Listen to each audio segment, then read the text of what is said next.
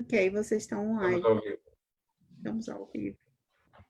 Boa tarde a todos. Eu sou Leila Fará, membro do Conselho de Ontário, e estou aqui hoje para apresentar uma live, sobre Alzheimer e saúde mental. Bom, antes eu vou fazer o nosso statement. Somos o Conselho de Cidadania de Ontário. Nossa proposta como espaço inclusivo independe da idade, etnia, orientação sexual, formação familiar, status imigratório ou social. Nossos eventos são gratuitos e pretendem responder às necessidades da comunidade brasileira expatriada em Ontário.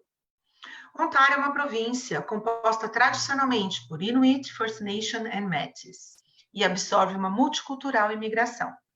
Nossa responsabilidade é criar um clima de respeito e inclusão.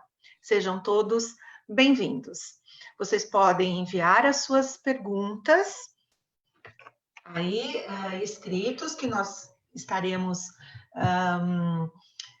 de bom grado respondendo. E só queria advertir que comentários desrespeitosos e ofensivos serão excluídos e a pessoa vai ser banida da nossa página, infelizmente, ok? Então, vamos lá.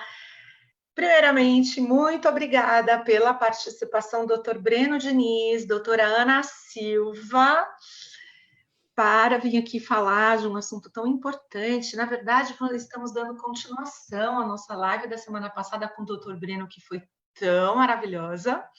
Estamos aqui de novo e agora trazendo adicionando, né, essa presença tão preciosa da doutora Ana. Então, muito obrigada pela presença. Então, eu gostaria que vocês, então, se apresentassem, né? Por favor. Doutora Ana? Já ia falar primeiro os mais velhos, o doutor Breno Sattler. Há controvérsias, né, Ana Paula? É verdade. Primeiro é um prazer estar aqui mais uma vez, viu, Leila? Eu estive aqui com a Miriam, acho que foi no início da quarentena, então tem bastante tempo já deve ter uns 4 meses. E é um prazer estar junto com o Dr. Breno, que também é o meu orientador aí há anos, né? Então eu tenho uma vivência bem íntima com o Dr. Breno, no sentido de aprender toda essa parte da ciência. E estar aqui hoje vai ser muito bom para mim também aprender mais com ele, também com as perguntas, com esses insights que chegam a todo momento, né? Em toda conversa que a gente tem, em todas as lives, enfim. Mas eu sou bióloga, eu fiz meu mestrado em genética na USP e fiz meu doutorado em medicina molecular com o Dr. Breno, lá na UFMG. E aí eu vim para cá para fazer meu pós-doutorado no CAMED, que é um hospital, né, Centro de Vícios e Saúde Mental, também com o professor Breno. Então, a gente está dando continuidade aí nos estudos de depressão, comprometimento cognitivo leve, Alzheimer. É isso, é um prazer estar aqui. Doutor Breno, muito obrigada. É um prazer nosso estar aqui com vocês. Leila, Miriam, obrigado pelo convite mais uma vez. Como eu disse semana passada, é sempre um prazer, né? Eu acho que faz parte da minha obrigação moral estar aqui, né? Enquanto brasileiro e expatriado. Já que a Ana fez essa introdução tão bela sobre ela, né? Eu sou médico psiquiatra com especialização em psiquiatria geriátrica. Sou médico pela UFMG, psiquiatra e psicogeriatra pela Universidade de São Paulo. Fiz meu doutorado também na Universidade de São Paulo e atualmente eu sou professor, né, assistente, né, da Universidade de Toronto e um dos investigadores, né, cientistas do Center for Addiction and Mental Health, no CAMED, aqui em Toronto. E vai ser um prazer conversar sobre esse assunto que é tão importante, tão prevalente na nossa sociedade que está envelhecendo cada dia mais rápido, né? E ainda bem com mais qualidade de vida. Exatamente. E é muito importante. Até, assim, digamos, os títulos que a gente recebe, esse nome demência até, né? Eu gostaria que vocês começassem falando um pouquinho sobre o que é isso, o que é esse envelhecer, né? O que é a demência, que é um nome assim que muitas vezes assusta as pessoas, né? Então a gente tem que, acho que é meio estigmatizado já. Será que demência significa Alzheimer? Alzheimer é um tipo de demência? O que é que a pessoa, quando chegar à terceira idade, pode, digamos assim, o que faz parte do envelhecimento, o que é que a gente pode esperar, nós como familiares, né, que somos mais novos e queremos ajudar os nossos pais, os nossos avós, né, como é que a gente pode até, digamos, perceber os primeiros sinais, como procurar ajuda, nossa, tem tudo isso, como prevenir, né, algum tipo de o Alzheimer, né? Todo mundo fala, como é que pode? Dá para fazer um exercício mental? Dá para fazer? O que a gente pode fazer para prevenir, para postergar? Então, todas essas dúvidas surgiram, né? Surgem a todo momento. Eu tenho conversado há bastante tempo, né? Com pessoas, né? Que têm os seus avós, têm os seus pais, e surgem essas perguntas a todo momento, né? Então, está aberto, então, o nosso debate de hoje, o nosso painel de hoje. Leila, são perguntas prevalentes, né? São perguntas que são comuns a todos nós, né? A todas as sociedades, em todos os lugares que eu já vivi, né? E não foram poucos. A pergunta é exatamente a mesma, né? Para começar, eu queria falar assim, demência, o que é a definição técnica, né? Eu vou ser um pouquinho técnico aqui para definir o que é demência, né? Demência são todos aqueles quadros, né, em que a pessoa vai gradualmente perdendo as suas capacidades cognitivas, né, e a sua capacidade intelectual. E não é só a perda da capacidade cognitiva e intelectual.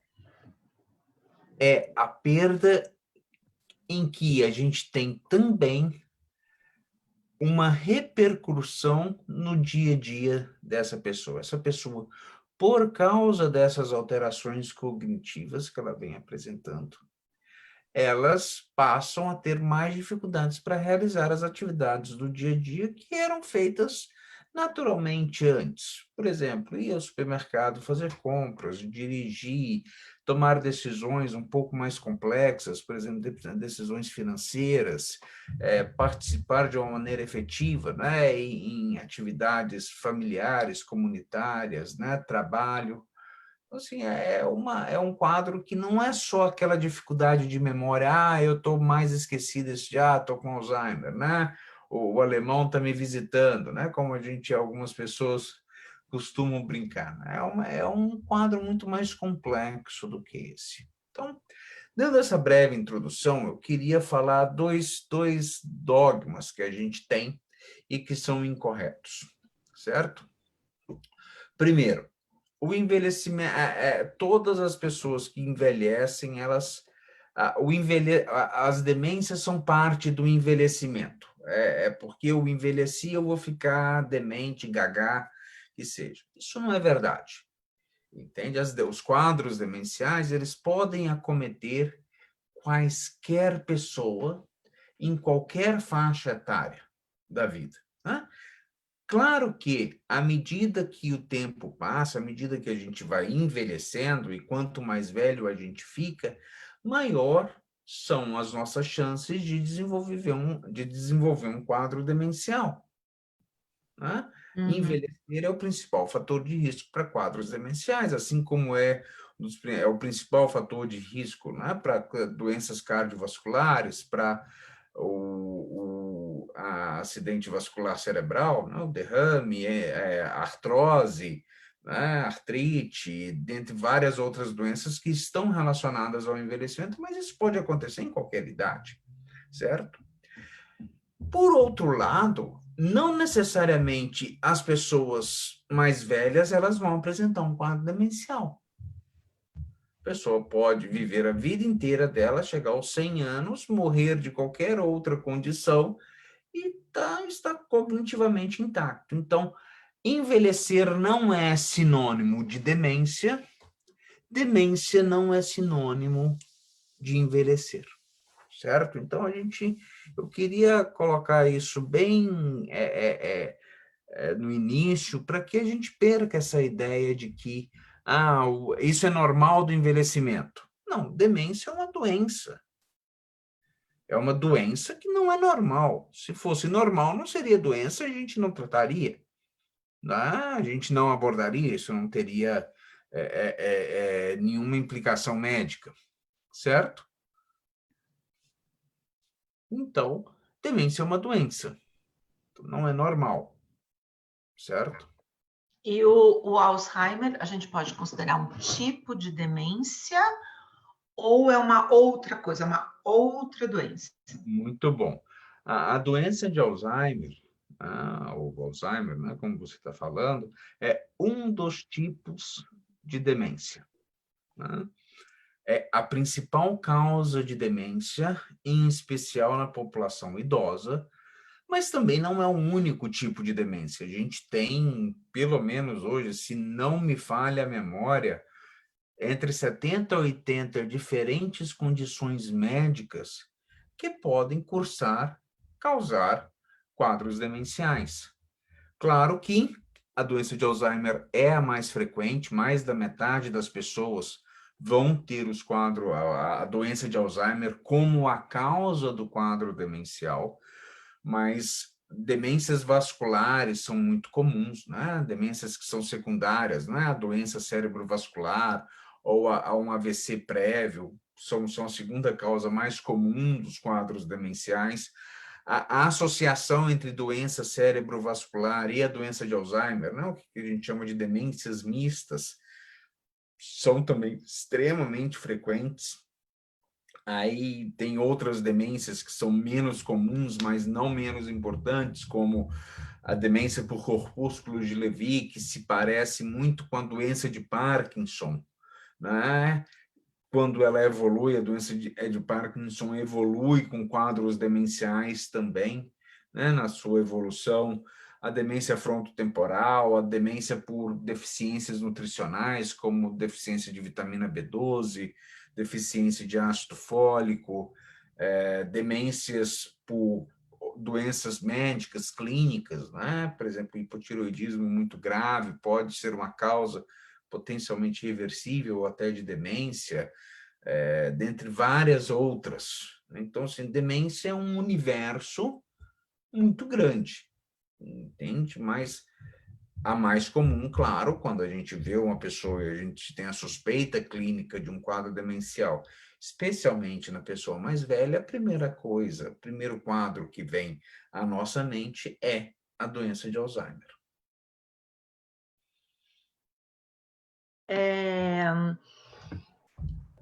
Doutora Ana, qual é o seu, assim, você é uma grande estudiosa, que eu sei, estuda tudo, sabe tudo, né, do desenvolvimento cerebral, do que está acontecendo no cérebro, né? Admiro muito seu trabalho. Dentro da sua área de estudo, então, você poderia dizer que, então, pensando em termos de prevenção, é possível, assim, a gente detectar, a própria pessoa detectar previamente, né?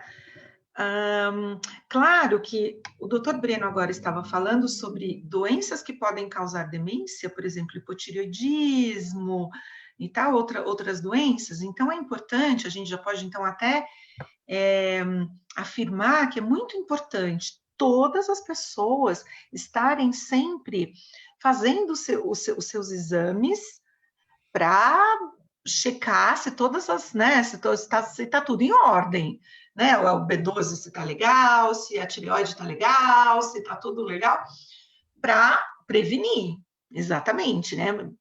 Prevenir as demências, né? Não outros casos graves também, mas até as demências. E o que você poderia dizer, se tem uma pessoa, se dentro do teu estudo você tem pessoas que são, assim, absolutamente normais, saudáveis, e mesmo assim está, e por que desenvolve demência? E se isso pode ocorrer? Tá, são várias perguntas, né? Abriu várias portas agora, eu vou tentar de alguma forma linkar elas. Mas eu vou contar primeiro um caso pessoal, tá? Eu comecei a estudar a depressão e, sim, parte o Alzheimer por causa do meu avô, que teve Alzheimer e faleceu com a doença. E aí, quando você perguntou para o Dr. Breno, né, quais aspectos cognitivos são identificados primeiro, às vezes um prejuízo em alguma atividade, mas eu me lembro que na época, porque, vamos pensar aí, 20 anos atrás, né, o cuidado com a saúde mental, ele não era tão evidente, assim, as famílias não se preocupavam tanto com isso, né, principalmente no Brasil, eu vindo de uma família que morava no interior, a gente não tinha acesso a esse tipo de informação. E aí as primeiras coisas que a gente percebeu do meu avô foram detalhes, por exemplo, ele sempre ligava no meu aniversário, ele parou de ligar. Aí, quando eu ia visitá-lo, meu avô nunca teve, ele sempre foi muito aciado, cabelo encortado, sem barba, unhas feitas, né? E aí a gente começou a visitá-los e meu avô estava barbudo, sabe, a gente começou a observar algumas mudanças também no humor dele, né? E aí depois ele começou a se esquecer se ele tinha almoçado ou não, se ele tinha tomado banho ou não. Então, assim, a gente percebeu algumas alterações, claro que eu não morava na mesma cidade que ele, né? Então, não tinha aquela observação diária, como a minha avó estava com ele ali o tempo todo. Mas a gente percebeu algumas minúcias, assim, de coisas que ele sempre fazia e que ele parou de fazer por alguma razão. Claro que eu não estou falando que isso é indicativo de Alzheimer, mas de alguma alteração aí de humor, alguma alteração das atividades que a pessoa faz de forma independente, né? Poderia ser qualquer outro transtorno também. E eu acho até hoje, depois de estudar, eu vejo que o meu avô passou por um transtorno depressivo.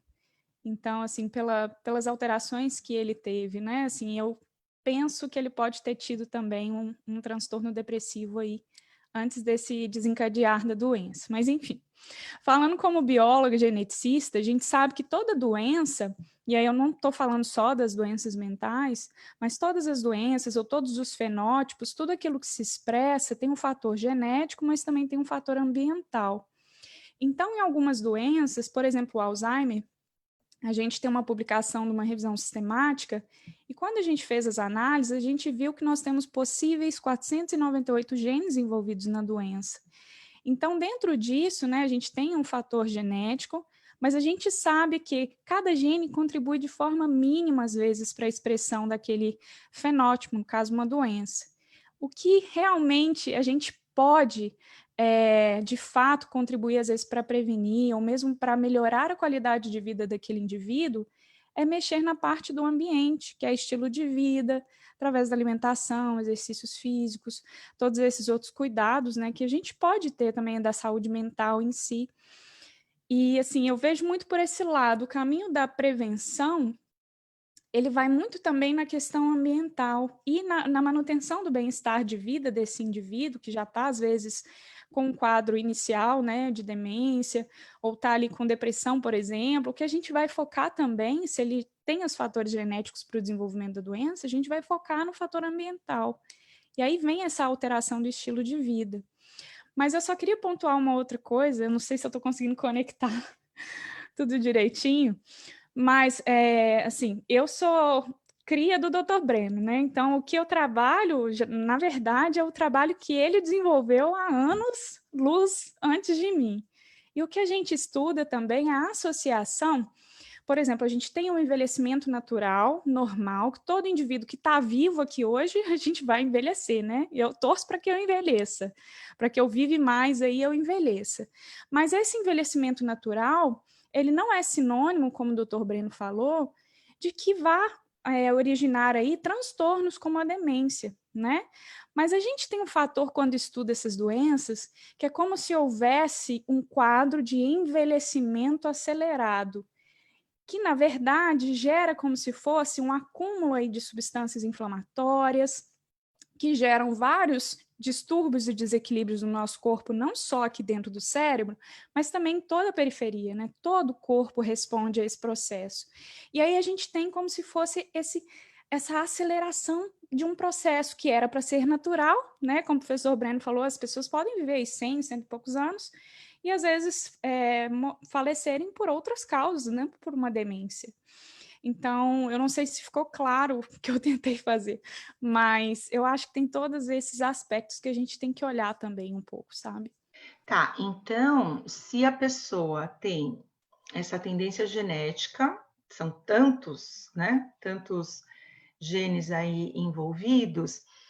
Se essa pessoa, então, tem a tendência genética, vai haver se houver uma influência do meio, dependendo da qualidade de vida dessa pessoa, esse envelhecimento, né, vai ser acelerado em termos de esse desenvolvimento de alguma demência, vai ser acelerado? É isso? Foi isso que eu entendi? Eu gosto de uma frase, eu sempre uso ela, já tinha falado para o doutor Breno, que a genética não é determinista, né? Então, assim, eu estou falando aqui para vocês que nós temos inúmeros genes. O ser humano, a espécie humana, nós temos aí mais de 30 mil genes ativos, ou seja, que se expressam, que formam uma proteína, que vai desenvolver, que vai fazer parte de um metabolismo aí dentro do nosso corpo, né?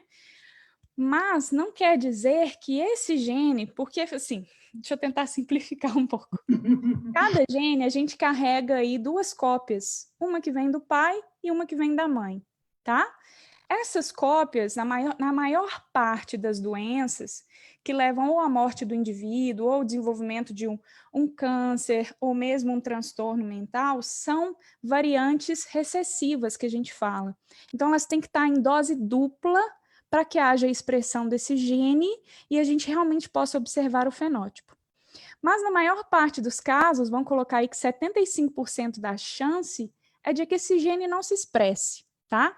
Então, a gente está falando aí de uma conta matemática que, se eu fosse colocar na ponta do lápis, o fator genético, mesmo envolvendo inúmeros genes, ele ficaria muito reduzido em relação ao que o ambiente realmente representa.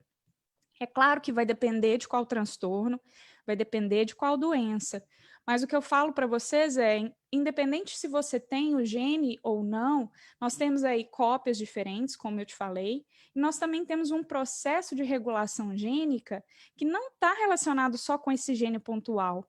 Nós temos genes que regulam esses genes. Então, às vezes, você apresenta aquele gene na sua informação genética, no seu código genético, mas ele não se expressa. Nós temos fatores aí que são chamados de expressividade e penetrância dentro da genética, que explicam muito essa questão de como esse gene vai se expressar. Um exemplo, por exemplo, polidactilia, que são presenças de mais de 5 dedos na mão ou no pé. É um gene dominante. Mas quem está aqui na live com a gente tem mais de 5 dedos aí ou na mão ou no pé? Nunca conheci ninguém. Então, a penetrância, ou seja, a porcentagem da população que apresenta aquele gene que é dominante, é pequena. Apesar desse gene ser, então, dominante, a penetrância dele, ou seja, a porcentagem da população que o tem, é pequena. Então, a gente encontra ele em uma baixa parcela da população. O outro fator é como ele se expressa, ou seja, ele se expressa com 6 dedos, 7, 8. Nós temos, então, uma variedade de fatores que regulam a expressão de um gene. Só para trazer um pouquinho para a gente simplificar, que é algo muito mais minucioso, complexo. O que a gente pode trabalhar mesmo, assim, hoje, agora, é o fator ambiental.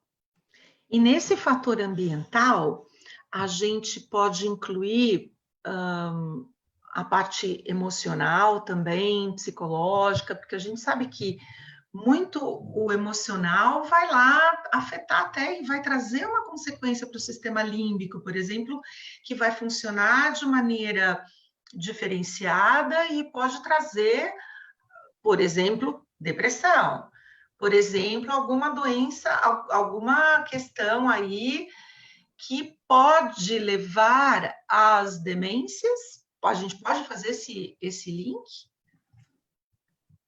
Professor? Vai responder. Você pontuou uma questão muito interessante, né? Que é a questão, existe uma ligação, né, entre alterações emocionais, né? Eu vou falar de doenças psiquiátricas e os quadros demenciais, a doença de Alzheimer. Como a Ana pontuou, né, na história pessoal dela, a gente sabe hoje, o nosso grupo em particular, junto com vários outros grupos pelo mundo afora, a gente mostra com bastante clareza que transtornos, por exemplo, de humor, como a depressão ou o transtorno bipolar, ao longo da vida, aumentam o risco de se desenvolver a doença de Alzheimer, né? A gente sabe também que muitas vezes, né, apesar dos quadros demenciais serem definidos pelas alterações cognitivas, pelas dificuldades cognitivas que a pessoa está apresentando, muitos desses pacientes, dessas pessoas, nos estágios bem iniciais, as alterações do comportamento são a manifestação predominante dos quadros demenciais, antes até das alterações cognitivas mais intensas. Então, existe uma relação muito íntima entre transtornos psiquiátricos e a doença de Alzheimer. Isso é algo que é fato, tá? Mas é muito difícil, às vezes, né, a gente, falando enquanto clínico, né, psiquiatra, a gente, ao estar avaliando um idoso, a gente fala assim, olha, isso é puramente um quadro depressivo, isso talvez seja um quadro depressivo, né, é um quadro depressivo, mas seja uma primeira manifestação de um quadro demencial. Às vezes a gente faz o tratamento e acompanha aquela pessoa ao longo do tempo para que a gente possa realmente diferenciar essas situações que estão acontecendo naquela pessoa. Como a Ana falou também, eu quero reforçar que a origem dos quadros da doença de Alzheimer, né, a causa dela é extremamente complexa. Como a Ana Paula falou, é uma imensidão de genes que faz com que a pessoa esteja mais predisposta a desenvolver o quadro demencial, mas não necessariamente vai desenvolver, porque fatores ambientais, como o estilo de vida daquela pessoa, o que ela fez ao longo da vida, a protegem contra aquela predisposição genética, né, das pessoas, né? Então, assim, isso é fato. Falando em genética, Ana e Leila, eu acho que tem uma questão muito interessante aqui da Adriana Fesco, né, no Facebook, que a Miriam trouxe para a gente, que é sobre a predisposição genética, teste genético na doença de Alzheimer. Tá? Não tem. Tá? Assim, a gente não tem um teste genético que vai falar que você pode ir lá na farmácia, no laboratório fazer e vai falar qual que é o seu risco para desenvolver a doença de Alzheimer. Tá? Na população em geral, vou dizer assim, normal. A gente sabe que a doença de Alzheimer ela tem dois principais grupos. A doença de Alzheimer de início tardio, vou falar assim, de início que é espontâneo, tá? E a doença de Alzheimer familiar, que em geral você consegue rastrear na família. O bisavô teve, né? Aí os tios todos tiveram, né? O avô teve, os tios avós, o avô teve, aí o pai teve, né? Ou a mãe teve, aí você vê assim, olha, existe uma família aqui que tem muito caso. O que está acontecendo com essa família? Aí foram investigar e viram, né, que existem alguns genes que causam a doença de Alzheimer, né, que são as causas familiares da doença de Alzheimer. Uhum. Nesse grupo em particular, e a gente sabe que tem alguns genes, hoje a gente sabe pelo menos 4 genes específicos que causam a doença de Alzheimer. Tá? Então, em geral, esses quadros começam em pessoas mais jovens, às vezes na 4ª década, na 5ª década de vida. Elas são, na história, você consegue rastrear várias pessoas da família com a doença de Alzheimer, e nesses casos você pode fazer, existem a testagem genética, não é? Você vai ver, olha, será que essa pessoa tem aqueles genes, a mutação naqueles genes que podem causar a doença de Alzheimer familiar? Nesses casos, com muito cuidado, com muita parcimônia do ponto do médico, do profissional, às vezes a gente pede, né, o teste genético, e para informar, às vezes, os filhos, né, que já nasceram, vamos saber se tem um risco ou não, ou até a decisão, que é muito importante, às vezes, de vou ter filhos ou não, né? Porque, em geral, você aí começa a manifestar o quadro demencial numa fase em que você já teve filhos, né? Então, você já teve o risco de passar aquela informação para os seus filhos. Então, você pode...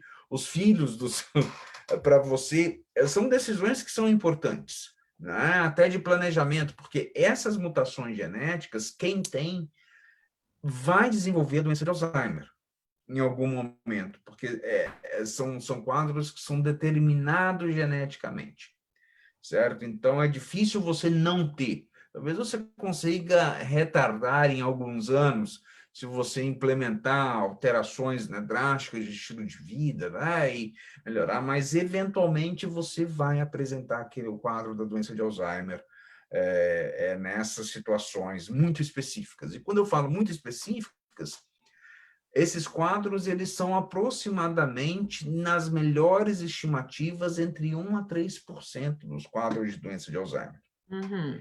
Então, eles são quadros raros, não é a regra. Então, não recomendo, em hipótese alguma, você sair fazendo testagem genética para isso, né? A não ser que você tenha uma indicação muito específica para fazer o teste. Tá. E assim, como o senhor falou, tem muitas características, muitas manifestações que pertencem a quadros diferentes, né? Que pode ser só uma depressão, pode ser alguma outra coisa, pode ser um desvio cognitivo leve, pode ser alguma outra coisa. Então, o ideal talvez seria, então, quando essas manifestações aparecem, primeiro já não determinar, eu acho que é Alzheimer, não. Ver, então, assim, olha, eu estou percebendo essa manifestação na minha mãe, no meu pai, estou percebendo isso, então, o que fazer quando percebe esses primeiros sinais, que, na verdade, fazem parte de vários quadros, né? Podem ser, né? Não, necessariamente pode não ser Alzheimer, né? Então, qual é o primeiro médico a procurar? O que fazer primeiro? E daí, depois, a gente quer falar sobre prevenção. Sei. como tudo aqui no Canadá, né, é isso que eu vou falar, não foge à regra. A primeira coisa que você tem que fazer é conversar com seu GP, né, com seu médico de família. Uhum. E falar, olha, eu estou preocupado, né, eu estou achando que isso pode estar acontecendo. Mas um detalhe muito importante, Leila, que a gente talvez não tenha mencionado antes, é que muitas das vezes o paciente com doença de Alzheimer, já nos estágios iniciais, ele não tem a percepção da dificuldade de memória. Uhum. Isso, na verdade, é a regra. Ele não tem a percepção das dificuldades que ele está tendo. Na verdade, quem percebe é quem convive com. São as pessoas que vivem com ele, entende? Então, É. assim, que seja o filho, a esposa, o marido, a mulher, o esposo, né? Que seja os filhos, um amigo que começa a observar que tem alguma coisa que está fora do padrão para aquela pessoa.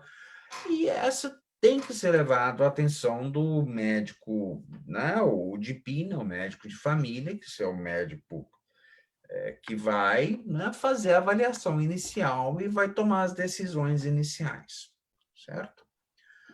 Muitas vezes, o próprio GP, com os recursos que ele tem, né, com os exames de imagem, com os exames, né, existem uma série de testes cognitivos que podem ser feitos, né, no consultório e que ajudam a identificar os quadros demenciais, mesmo em estágios iniciais, né, bem precoces. O próprio GP pode fazer esse diagnóstico e instituir o tratamento. Que é outra coisa importante, doença de Alzheimer e quadros demenciais tem tratamento farmacológico, tem tratamento sintomatológico. Não é tratamento curativo, eu não vou curar a doença de Alzheimer com aquela medicação. Eu vou tratar, eu vou ter um controle de sintomas, eu vou melhorar vários aspectos da vida daquela pessoa, mas eu não vou curá-la. A doença, infelizmente, continua evoluindo. Tá? Caso, em algumas situações, né, como eu falei, alterações de comportamento são muito comuns, ou o DP está com uma dificuldade aí, não está conseguindo muito bem discernir se é parte do envelhecimento, se já é o início de um quadro demencial, está numa gray zone, né, numa área meio cinzenta, o que é muito comum, você pode, né, ele pode e deve fazer o referral para o psiquiatra, o neurologista, ou geriatra aqui, né, em Ontário. Né? Como eu disse na semana passada, vários hospitais, talvez todos os grandes hospitais de Toronto, eles têm o seu serviço de psiquiatria, neurologia e possivelmente de geriatria. Todos esses serviços, talvez todos esses hospitais vão ter a sua clínica de memória, né, que em geral, como é que a gente chama, né, Memory Clinic. Então, o GP ele pode encaminhar para essas clínicas, certo? E você vai ser avaliado por uma equipe multidisciplinar. Desculpa, Também. deixa eu só interromper, que tem uma pergunta que apareceu aqui também. E nessas clínicas, esses profissionais vão fazer avaliação neuropsicológica ou é algum outro tipo de testagem, de avaliação? Nas clínicas de memória, via de regra, vai ter uma avaliação neuropsicológica, vai ter uma avaliação mais detalhada, né, da história daquela pessoa, porque são especialistas, pessoas que lidam com isso o dia inteiro. Né? E vai poder fazer uma série de outras, aí além do diagnóstico inicial ou da suspeita inicial do GP. Né? No entanto, isso são hospitais que são preparados, que têm essas clínicas, né? Que estão ali, tem o setup para fazer isso. Mas também você pode ir, né, no psiquiatra, neurologista ou geriatra que não estão em hospitais. Nesse momento, provavelmente, qualquer um desses profissionais vão estar equipados para fazer uma avaliação médica adequada, com certeza, mas provavelmente eles lógica. E existem profissionais aqui em Ontário, né, que fazem avaliação neuropsicológica, que são treinadas para isso. Infelizmente, muitas vezes fora desses centros especializados, a avaliação neuropsicológica ela é paga, né? Paga do bolso, não é coberto pelo ORIP. Assim como terapia não é coberto pelo ORIP aqui na província de Ontário, a avaliação neuropsicológica ela também não é coberta, então tem um custo associado a essa intervenção, né? A essa avaliação. Mas a avaliação neuropsicológica ela é fundamental, ela vai ser aquilo que vai permitir duas coisas. Primeiro, diferenciar, né, se é parte do envelhecimento ou parte já de um quadro demencial. Na verdade, são três coisas. Ela vai possibilitar também falar em que estágio está. A gente sabe que, à medida que as demências evoluem, a gravidade, as dificuldades cognitivas também evoluem, e o padrão muda. Então, o neuropsicólogo ele vai poder falar, olha, tá aqui, né,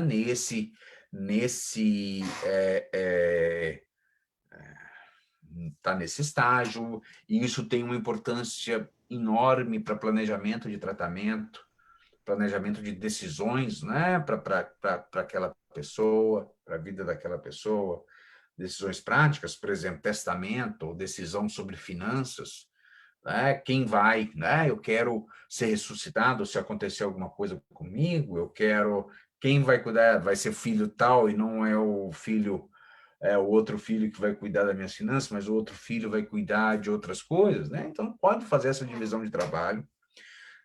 Quando a pessoa é importante que o paciente ele seja convidado a participar dessas decisões, né? Enquanto ele pode, tem a capacidade para tomar algumas dessas decisões. E um terceiro aspecto, a avaliação neuropsicológica permite diferenciar os quadros demenciais. Pode falar, não, isso daqui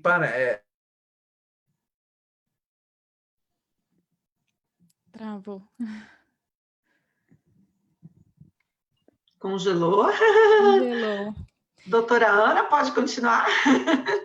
Então, porque a gente tem por exemplo, dentro da classificação ali de quadros demenciais, a gente tem os comprometimentos que são associados à memória, que seriam os comprometimentos a gente tem uma subdivisão entre não amnésticos e amnésticos, né?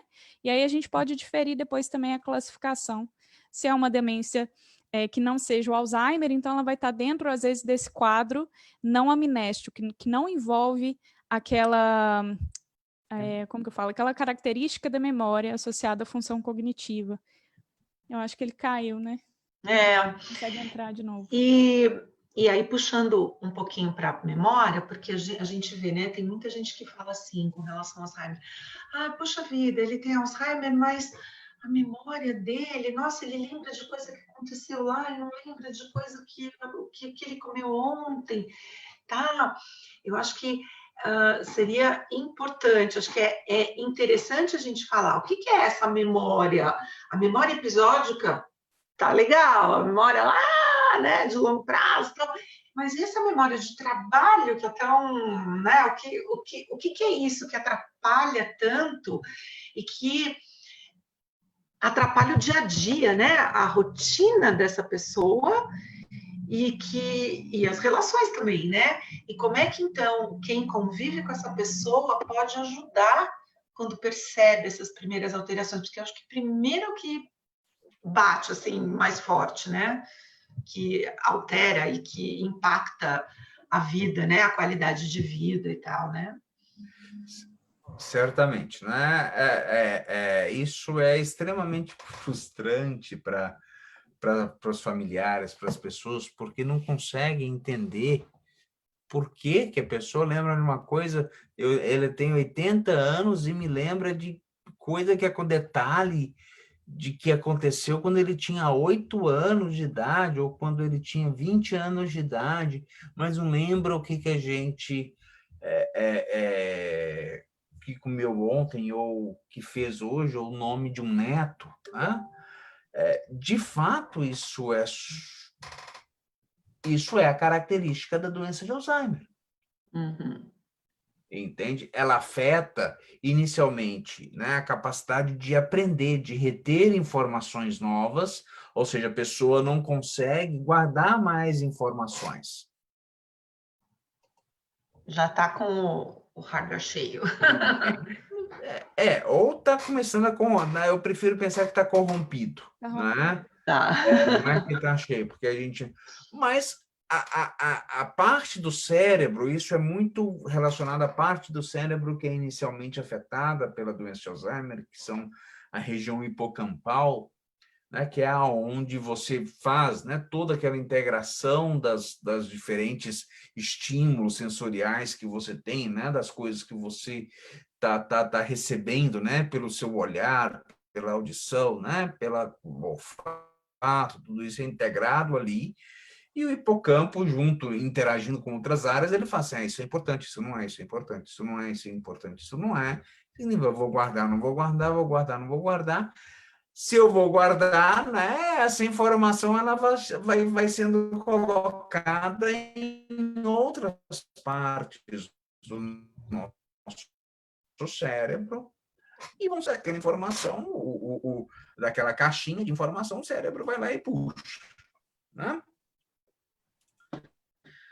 Eu tenho Dito até uma isso, pergunta do Breno, depois, se ele puder.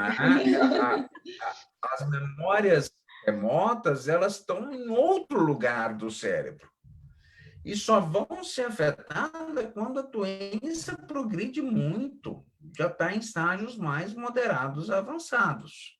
Tá? Então, isso é extremamente frustrante para a família, porque ele está me enrolando. Não está enrolando, ele não está mentindo, ele não está fazendo por maldade. Ele simplesmente, essa é a doença.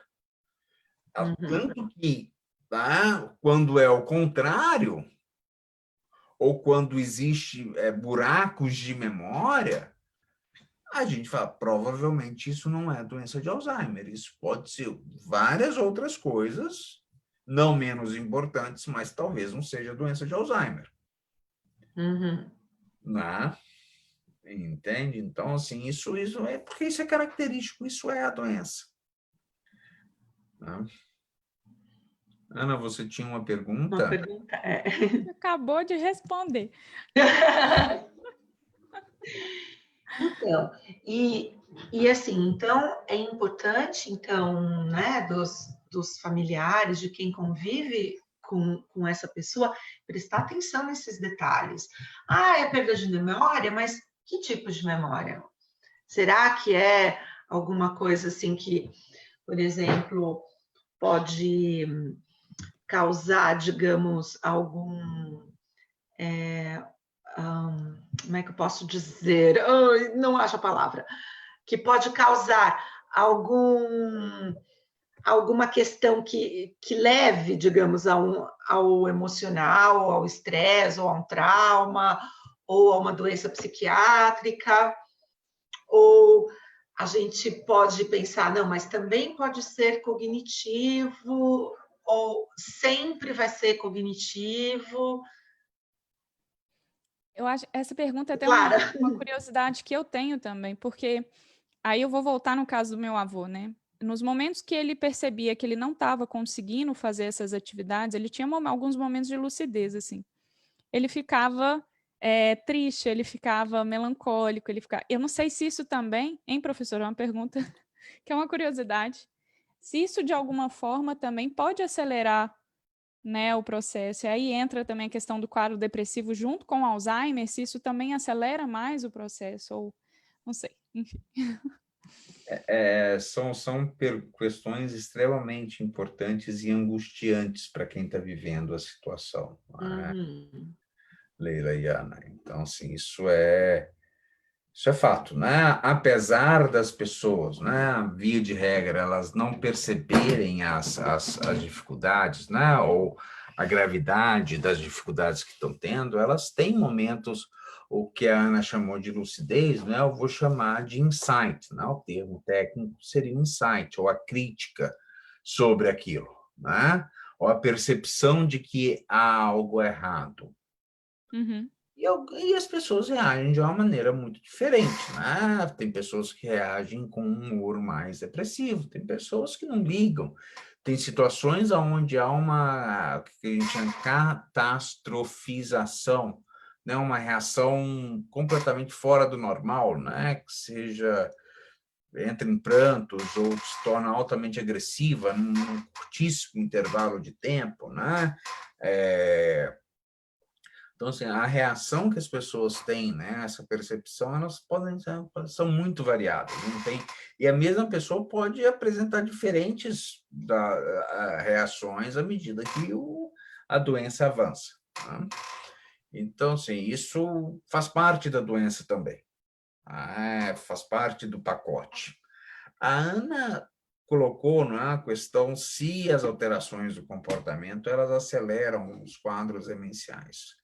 Sim, a gente tem uma quantidade enorme de evidências mostrando que aqueles pacientes que apresentam, né, no curso do seu quadro demencial alterações do comportamento, por exemplo, um quadro depressivo, eles vão progredir mais rápido do ponto de vista cognitivo, eles vão ter perdas funcionais mais intensas, eles vão ter maior risco de ir serem encaminhados, né, para as nursing homes, ou de hospitalização em hospital geral, e até mesmo de mortalidade precoce. Então, o surgimento dessas alterações comportamentais, elas têm implicações importantíssimas para o manejo desse paciente. Talvez tenha aonde, né, eu vou puxar a sardinha, né, para o psiquiatra, é aonde a gente tem a maior negligência no cuidado, né, porque as pessoas muitas vezes, não, isso não é nada, isso faz parte da doença, isso não tem tratamento, isso é isso. Mas, ao mesmo tempo, é aonde a gente pode, enquanto profissional que está cuidando daquele paciente, ter o maior impacto no tratamento. E não apenas como profissional, mas a família também. Então, se a família percebe, acho que aí é o começo, digamos, da prevenção para tentar postergar, se a doença já está ali, né? Então, eu queria entrar agora nesse assunto prevenção, né? Então, se a doença já está ali, você percebe que a pessoa está, por exemplo, depressiva, você está... O que fazer? Acho que a família pode fazer, no caso desses comportamentos, né? Ajudar, por exemplo, a pessoa percebe que está depressiva, por quê? Será que não falta uma atenção? Vamos passear? Vamos fazer alguma atividade? Vamos fazer uma yoga? Vamos fazer, né, um pilates? Ou vamos caminhar todos os dias? Vamos ouvir uma música? Vamos ver um show? Talvez, né, essa atenção da família para esses comportamentos vão fazer uma grande diferença, não? Né? Ou a memória, por exemplo, eu esqueci o que eu comi. Vamos fazer uma coisa? Vamos fazer uma agendinha? Vamos fazer uma atividade diferente? Olha, mamãe, vamos fazer uma atividade diferente cada dia? Vamos escrever, então, que atividade a gente vai fazer? Vamos, olha, hoje é dia tal, que atividade a gente fez ontem, né? E aí, dá para a família ajudar nesse sentido, né? O que vocês acham sobre isso? Leila, você tocou num assunto, numa questão extremamente importante, né? Mas essa sua pergunta, ela tem duas faces, ok? A face antes da doença e a face depois da doença. Uhum. Quando eu penso em prevenção, eu estou pensando em pessoas que não têm a doença e como é que eu vou retardar o surgimento daquela doença numa pessoa ou mesmo prevenir, né? Fazer com que ela não desenvolva os quadros demenciais. Assim, assim como a gente tem um impacto muito grande no quando a gente trata adequadamente as alterações de comportamento na demência, a gente pode ter um impacto muito grande na prevenção, para evitar que a demência ocorra. Como é isso? É muito simples. Resume-se em comer bem, exercitar. Comer bem não é comer muito, tá? Ter uma dieta adequada. Não é como eu faço, né? Eu como bem, bem demais até. Né? Se exercitar, aí entra todas essas questões, tanto atividades aeróbicas, a yoga, né? Atividades físicas, ter uma vida ativa do ponto de vista geral, mas também ativa do ponto de vista intelectual e social. Você não precisa ser um acadêmico, você não precisa ser uma pessoa mais intelectualizada para prevenir a doença. Não estou falando disso, mas uma pessoa que tem hábitos de leitura, que vê filmes, que ouve música e se interessa por diferentes coisas, tem hobbies que são instigantes cognitivamente, e isso já ajuda muito. Ao mesmo tempo, ter uma vida social rica, né? Não ser aquela pessoa isolada, né? Solitária, mas participar, né? Se engajar na sua comunidade, na sua sociedade, fazer coisas. Isso envolve também, por exemplo, trabalho, né? Quando eu falo se engajar, isso envolve trabalho. Aposentei, eu vou ficar no o coach potato, né? Isso não vai ajudar. Trabalhei muito na minha vida, parabéns, mas a vida não acaba aqui, não. Né? Aí vem outros hábitos de vida, né, que tem uma implicação muito grande, cuidar da sua saúde em geral. Né? Cuidar dos fatores de risco cardiovasculares, cuidar, não fumar. Né? Tabaco é um horrível.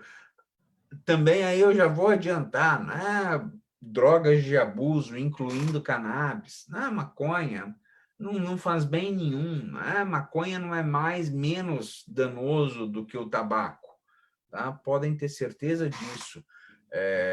Álcool em moderação, né? O álcool tem várias evidências mostrando que álcool pode proteger contra a doença de Alzheimer, é muito bom, mas isso em moderação, né? Não uma garrafa de vinho tinto toda noite. Uma taça algumas vezes por semana. Tá? Entende? Então, assim, isso tudo passa por mudanças ou hábitos de vida saudável. Você também não precisa ser radical, ser aquela pessoa que vai... né? Porque a gente precisa viver também, a gente precisa ter um pouco de alegria na vida. Né? Mas, assim, ter uma vida mais regrada, mais saudável. É assim que a gente previne a doença de Alzheimer. Significa que mesmo pessoas, né, que fizeram tudo isso não vão ter a doença de Alzheimer? Não. Vão ser pessoas que vão ter um risco menor? Sim. Vão ser pessoas que nunca vão desenvolver a doença de Alzheimer? Não. Mas eu tenho, há muitos anos atrás, né, quase talvez quando a Ana ainda nem tinha nascido, já que ela falou que eu sou bem mais velho, né? Um profissional, um dos grandes pesquisadores em doença de Alzheimer, né, que chama Yakov Stern, na Columbia University, bem, ele tinha um old saying, né, que falava assim, health heart, health brain. Tudo que é bom para o coração, pode ter certeza que vai ser bom para a cabeça. Tá, tudo que é bom para o coração é bom para o cérebro, inclusive o amor, né? Amar, né? As pessoas, né? Faz bem para o cérebro, sim, tanto para o nosso coração quanto para o nosso cérebro. Vou aqui voltar, né? A questão cuidar bem, né? Se você eventualmente sofre de algum transtorno mental, fazer o tratamento adequado, buscar é o tratamento, né? Porque os transtornos mentais, eles têm esse acúmulo, como a Ana colocou muito bem, de substâncias tóxicas no nosso organismo, que fazem com que a gente tenha lesão, eu vou falar assim, uma alteração do nosso funcionamento cerebral, né? Que é uma coisa que particularmente a Ana e eu, né, dentro do nosso grupo, a gente foca, né, quais são as implicações dos quadros de humor para a nossa saúde geral, né, o que está acontecendo aqui no nosso organismo enquanto a gente tem, né, esses quadros de humor. Então, tudo isso ajuda a prevenir, tá? A outra questão que você colocou é fantástica, mas ela não ajuda a prevenir a doença de Alzheimer. Ajuda, talvez, a diminuir o impacto da doença de Alzheimer no dia a dia da pessoa. Essa sugestão que você deu, né, fazer um diário, extremamente simples, mas isso pode evitar um monte de problema de alteração de comportamento, pode ajudar muito a pessoa. Ah, é verdade, ó. Ontem a gente foi no banco e tirou dinheiro, o dinheiro está aqui, não preciso, né, preocupar com isso hoje. Ou, tá vendo, não é porque estão me roubando, né? Porque eu fui lá no banco e tirei o dinheiro. É verdade. Né? Então, assim, são pequenas mudanças no dia a dia, pequenas adaptações, têm um impacto profundo no manejo dessas pessoas. Então, mas aí entra em outro universo, outra família de intervenções. Doutora Ana, e assim, vocês falaram aí de humor, né? E como é que a gente pode cuidar do nosso humor, né? Para, digamos, né, ajudar, para tentar prevenir ou postergar as demências, mas a gente mesmo se ajudar. Excelente pergunta, Leila. Só queria complementar uma coisinha que o professor falou sobre o diário. Você também tem um filme que chama Para Sempre Alice. Eu não sei se vocês já assistiram, se o pessoal que está aqui com a gente já assistiu. Ela começa a fazer anotações, né, de coisas que ela fez durante o dia, coisas às vezes que ela se lembrava que ela tinha que fazer. E aquilo, de alguma coisa, foi diminuindo a frustração que ela mesma estava tendo, porque ela desenvolveu o Alzheimer muito cedo, né? Foi um Alzheimer precoce. Então, é uma boa dica. Eu acho que se a gente conseguir colocar isso em prática, né, as famílias mesmo, o próprio indivíduo que está com a doença, eu acho que é muito, muito importante. Agora, voltando à sua pergunta sobre a questão do humor, eu acho que primeiro a gente precisa trazer a nossa consciência, a nossa essência no sentido de resposta aos estímulos que a gente recebe a todo tempo, né? O nosso mundo, a nossa realidade, ela é criada pelo nosso cérebro através dos nossos sentidos, os nossos 5 sentidos aí. Então, a gente, de alguma forma, capta essas informações, processa de acordo com o arquivo que a gente já tem, de repertório, de experiências que a gente já vivenciou, e a gente tem, às vezes, ou uma reação que é automática a determinadas situações, ou se chega a um nível de consciência daquela alteração, às vezes, de humor, de sensação, daquela percepção, você tem uma ação adequada para determinada situação, né? Então, quando eu falo em relação ao humor, eu falo por mim mesma, eu comecei a perceber as minhas alterações de humor e o que trazia aquele desequilíbrio a partir do momento que eu comecei a meditar. Então, eu uso como um instrumento para o meu autoconhecimento, mas também para perceber quando eu estou em momentos de... que eu estou sentindo, às vezes, uma melancolia, que eu fico triste. Então, eu consigo perceber em momentos que eu estou ansiosa. A meditação me trouxe essa consciência um pouco de tudo que se passa aqui dentro quando eu estou submetida aos estímulos do mundo, que é a todo momento, né? Então, assim, é natural que a gente tenha alterações de humor. Todo mundo aqui sente inúmeras emoções durante um único dia. A gente pode ter várias, né? Frustração, alegria, tristeza, enfim. Mas é importante, eu não sei se... Eu levanto aqui a meditação como um instrumento, mas a terapia, a psicoterapia, eu acho que também é um instrumento muito importante aí para a gente detectar essas alterações de humor, né? Através de um tratamento, de um acompanhamento. Acho que o professor Breno pode pontuar também mais. Eu não sei se eu entendi a sua pergunta, se era isso mesmo. Maravilhoso, e é muito interessante, assim, né? Porque vem reforçar a questão da meditação. Eu acho que desde que a gente começou, todas as entrevistas que a gente teve, todos os nossos bate-papos, desde o ano passado, quando ainda eram presenciais, tal, que a gente tem tido, é impressionante como é recorrente quando a gente fala, e o que é que faz bem para isso? O que eu faço para prevenir tal coisa? O que eu faço para melhorar? Vem sempre a meditação. Sempre a respiração adequada, a meditação vem sempre. Então, vamos pontuar mais uma vez o quanto a meditação é importante, né?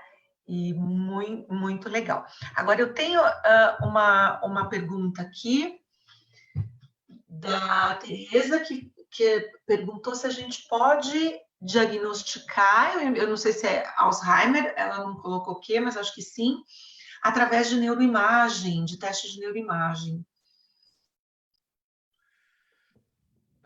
Sim, a neuroimagem é fundamental nesse processo, né? Ela permite não que a gente faça o diagnóstico da doença de Alzheimer, mas muitas vezes que a gente afaste outras possíveis causas de demência, por exemplo, a presença de um tumor cerebral ou um AVC que passou despercebido, né? Mas ao mesmo tempo, né, a gente tem alterações que são alterações de neuroimagem que são características da doença de Alzheimer, em contraste com outros quadros demenciais, né, que são comuns também no idoso. Então, a neuroimagem é fundamental.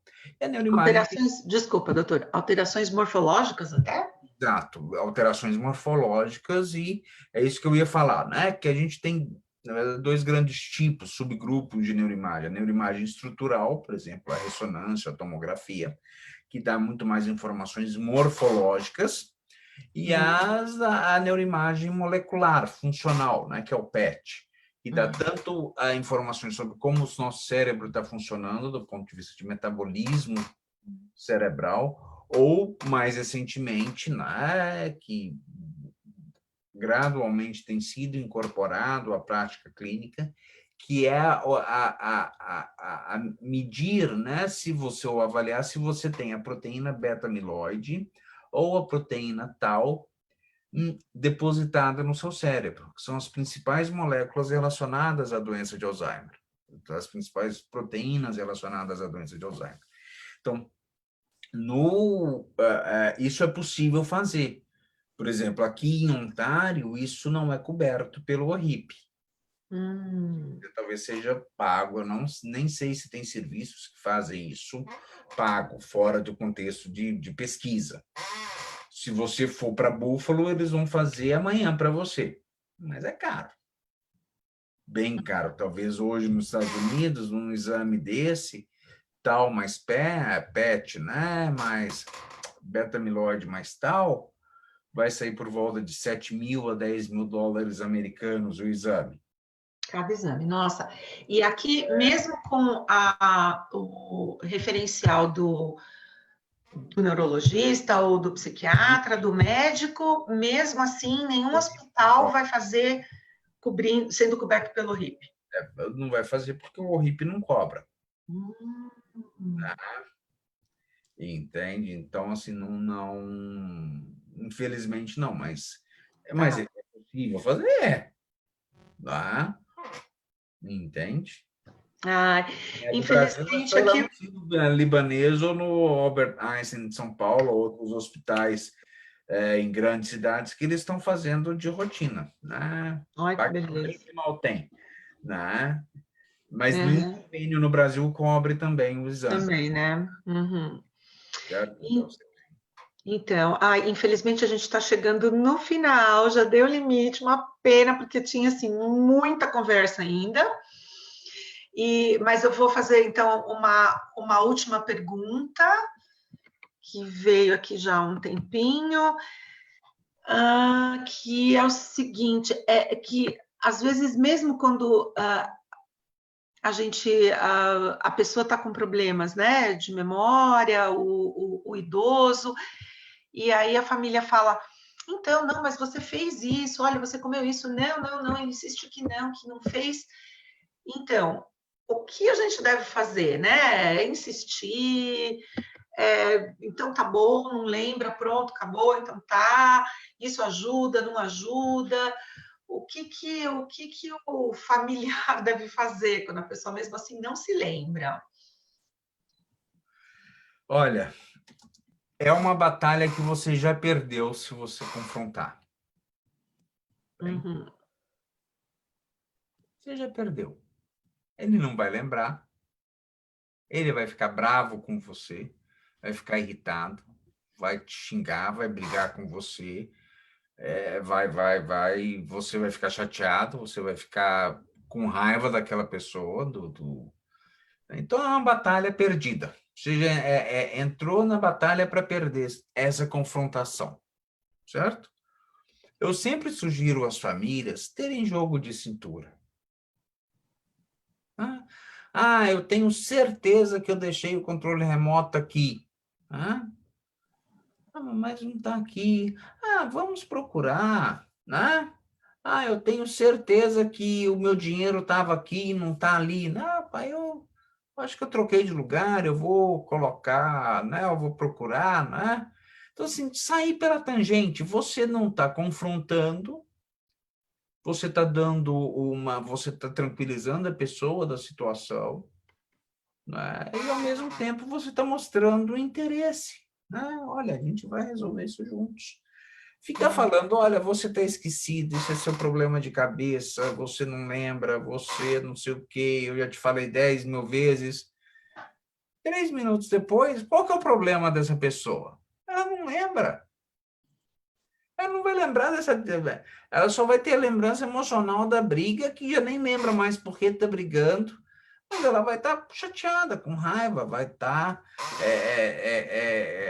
entende? Isso vai virando uma espiral que você vai perder. O paciente também vai perder, mas você vai perder, não adianta. Claro que você não vai deixar a pessoa fazer nenhuma atividade que vai colocar em risco a integridade dela, física dela, né? Mas entrar na guerra, perdeu. O importante sempre, então, é o acolhimento. A pessoa se sentir sempre segura. Olha, eu vou olhar, né? Olha, daqui a pouco é muito comum, né? Eu quero ir para casa. Mas, pai, você está em casa? Não está em casa. Tá, sim. Não tô, tá, não tô, tá, não tô, não tô. Eu tô falando que eu não tô, porque eu não tô. Não, você vai discutir comigo? Entende? Pai, fica aqui, eu sei, tá certo, daqui a pouco a gente vai para casa. Né? Tudo bem, eu sei, né? Eu sei que a gente saiu, você está cansado. Senta aqui no sofá e fica aí. Quer ver televisão? Né? Vamos ver, daqui a pouco eu te levo, a gente vai para casa outra vez. Tá bem? Tá. Né? Muitas vezes a gente falava isso e dá certo, por incrível. Tira a pessoa para fora de casa, 1 minuto. Não precisa ser 2, não. 1 minuto, tá? Vai na garagem, volta ao pai. Olha só que coisa legal, né? Chegamos em casa. Né? A pessoa, não, obrigado, você me trouxe para casa. Olha aqui, pai, a sua coisa aqui, né? Tá vendo? Os objetos que trazem memória, né? Que são chaves, né? Para reconhecimento daquele ambiente, você propicia isso para a pessoa. Ela vai falar, ficar na briga, você está em casa. Não, não estou, você está em casa. Não estou, não está em casa. Essa casa é minha, não é sua. Não, isso não adianta. Você vai perder. É uma briga que você vai perder. Muito importante. Ok. Infelizmente, estamos realmente chegando aqui no nosso limite.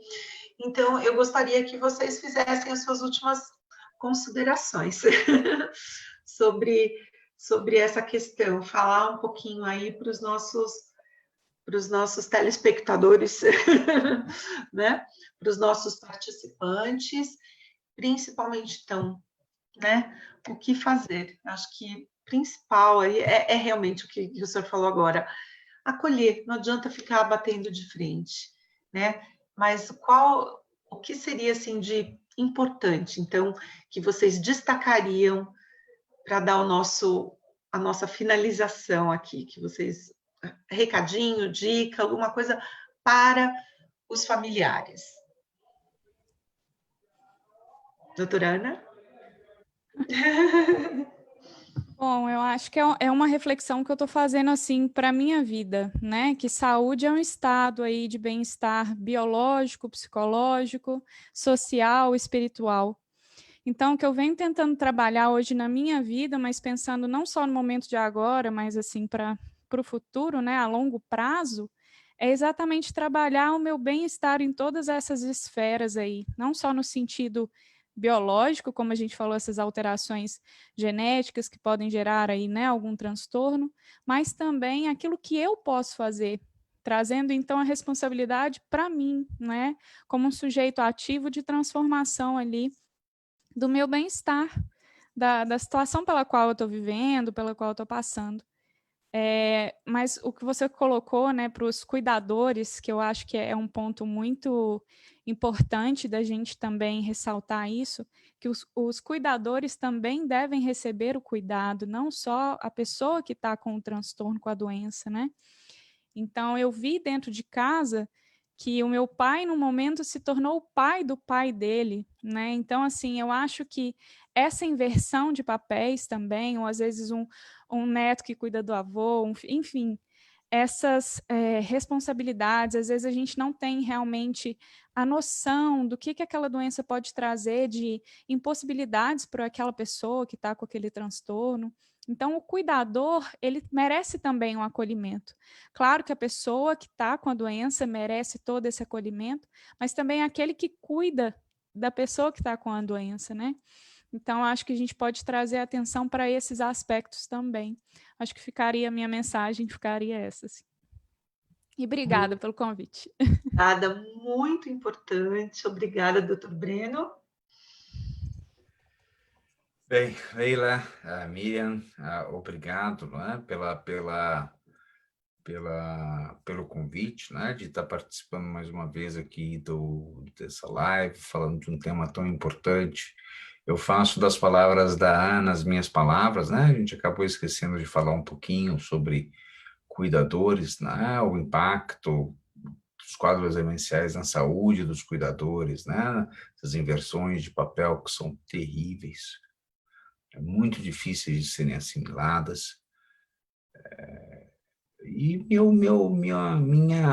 minha mensagem final ela é múltipla. Primeiro, cuide da sua saúde, tanto física quanto mental, da melhor maneira que você conseguir. Tá? Ao longo da sua vida. Não é uma coisa, nos próximos 2 anos eu vou fazer isso, estou livre, posso voltar aos meus hábitos. É uma mudança gradual de hábitos de vida, de estilo de vida, ao longo da vida. Tem pessoas que são mais sublimadas, como a Ana, que conseguem incorporar isso de uma maneira mais longa, né? Ao longo da vida, pessoas menos sublimadas como eu, que tento fazer o melhor que eu consigo, não é? Dentro das minhas limitações, para melhorar. Né? Mas tente, né? É possível. Né? Perfeição não é possível, mas é possível melhorar para que você retarde esses processos que aconteçam. Não fique com vergonha de discutir isso com o seu médico, caso você esteja apresentando sintomas de algum transtorno mental, né? Ou dificuldades cognitivas. Discuta com o seu GP aqui, discuta com o seu médico, procure ajuda tem. Tratamento tem, certo? Mas você precisa comunicar isso. Os médicos, nós não temos bola de cristal, nós não temos uma máquina que lê mente, né? Eu não consigo ler, a gente depende daquilo que é falado para a gente. Então, fale, converse francamente com o seu médico sobre essas suas questões. E não saia do consultório com dúvida, né? Porque a sua chance de falar com o seu médico outra vez vai demorar um pouquinho aqui no Canadá, né? Infelizmente. E o último recado é: os quadros têm tratamento. Os quadros demenciais têm tratamento. São curativos? Não. Mas podem ajudar muito na melhora da qualidade de vida, tanto do paciente quanto dos cuidadores. Acho que com essa frase, assim, trouxe, acho que é o mais importante de tudo, né?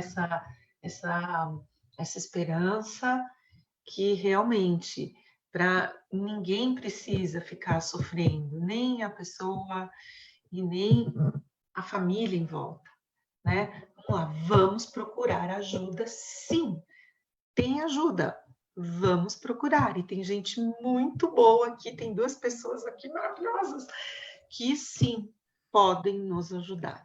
Então, isso é muito importante. Nossa, foi assim, nem imagino. Aqui, ó, tem obrigada a vocês, aprendo tanto a cada bate-papo. E tenho certeza que a comunidade brasileira também agradece de coração. Gratidão. Faço dessas a minha palavra e de todo mundo. Tenho certeza de todas as pessoas que estão nos assistindo. Agradeço, então, nossa, de coração a presença de vocês. Esse tempo que vocês nos dão é muito precioso e é muito maravilhoso para a gente. Muito obrigada. E vocês que estão nos assistindo também, muito obrigada. E em breve a gente volta com outro bate-papo. A nossa próxima live vai ser no sábado, com o nosso lançamento. Então, convido vocês a assistir o nosso lançamento do nosso canal do YouTube, do Concide, sábado, às 6h30. Uma programação musical, com poesia, uma programação realmente cultural de primeira. Convido vocês, tá? Então, no nosso canal. Leila, apareci.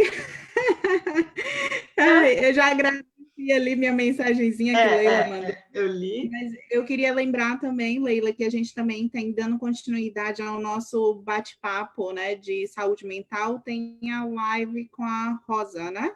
Isso, semana que vem, também. Na quarta-feira, dia 2, a gente vai falar sobre adolescência, com a Rosa psicóloga, registrada aqui no Canadá, e nós vamos falar sobre adolescência. Vamos lá. Já mandem as suas perguntas para a gente, tá bom? E semana que vem, quarta-feira. Muito bom. Obrigada, gente. Muito obrigada. Obrigada, tchau. Boa noite. Safe, stay well. Você fez uma foto, Miriam?